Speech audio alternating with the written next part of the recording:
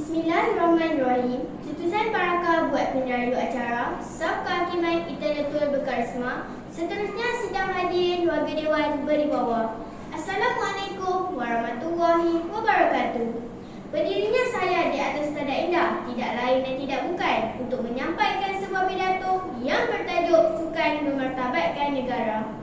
Sebelum lancang menuju ke muara, sebelum kata membelah bicara, sebelum isi menyusup hujah, izinkan saya mendefinisikan tajuk pidato.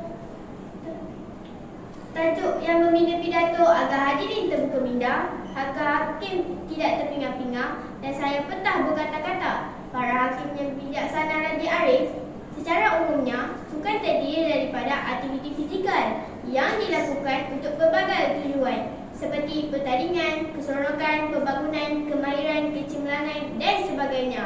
Perbezaan tujuan inilah yang membezakan sifat sesuatu sukan itu.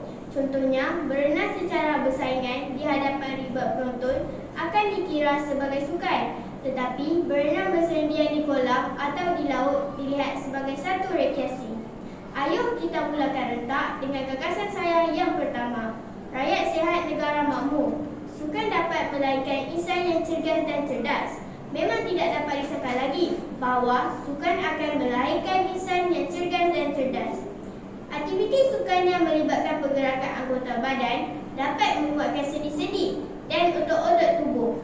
Lemak yang termendap dalam badan dapat dilihat untuk menjana tenaga. Aktiviti sukan juga dapat membantu proses perpeluhan dan menghilangkan panas badan. Dengan ini, seseorang akan dapat menghindari penyakit kronik seperti penyakit jantung dan diabetes. Dengan badan yang sihat, kita dapat menumpukan perhatian yang sepenuhnya terhadap pembelajaran dan pekerjaan. Lantas kemajuan dan kemahuan sesebuah negara akan dapat dicapai dan seterusnya kita akan dikenali kerana mempunyai sebuah masyarakat yang sihat. Hadirin warga pendidikan sekalian, beralih kepada rentas bicara saya yang kedua, rakyat cemerlang, negara terbilang. Seperti yang kita maklum, negara melahirkan atlet-atlet Malaysia yang sememangnya berwibawa dan berkilauan buat negara.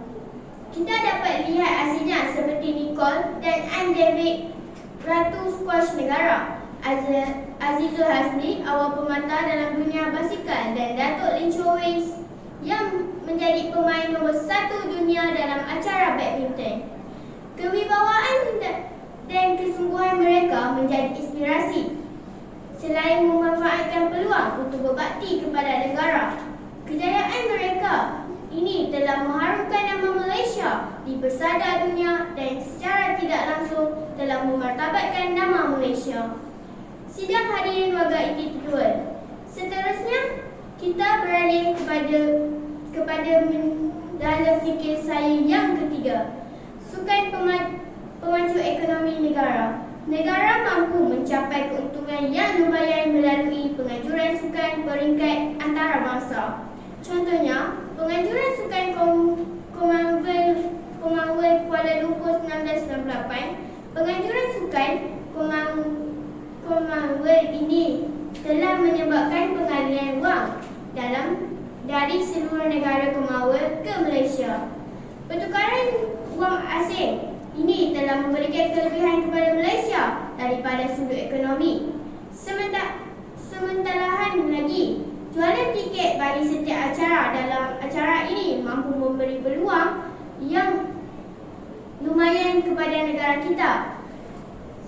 Mulangan ini boleh digunakan sebagai dana untuk pembangunan sosial dan mempertingkatkan lagi mutu sukan negara. Justru pelaburan yang dilakukan untuk penganjuran acara sukan lebih banyak memberi yang positif kepada negara.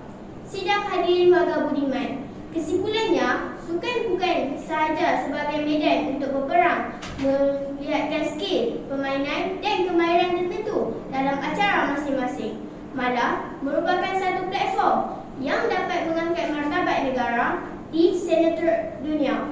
Oleh sebab itu, wajarlah rakyat mengambil berat terhadap pembangunan sukan dan perkembangannya kerana sukan memberi pulangan yang berbaloi kepada negara kita. Oleh itu, ayolah kita sahut cabaran dan seruan kerajaan bagi menjayakan dan meningkatkan taraf sukan negara ke tahap yang paling optimum supaya negara kita dapat duduk sama rendah dan berdiri sama tinggi dengan negara lain. Sekian, terima kasih.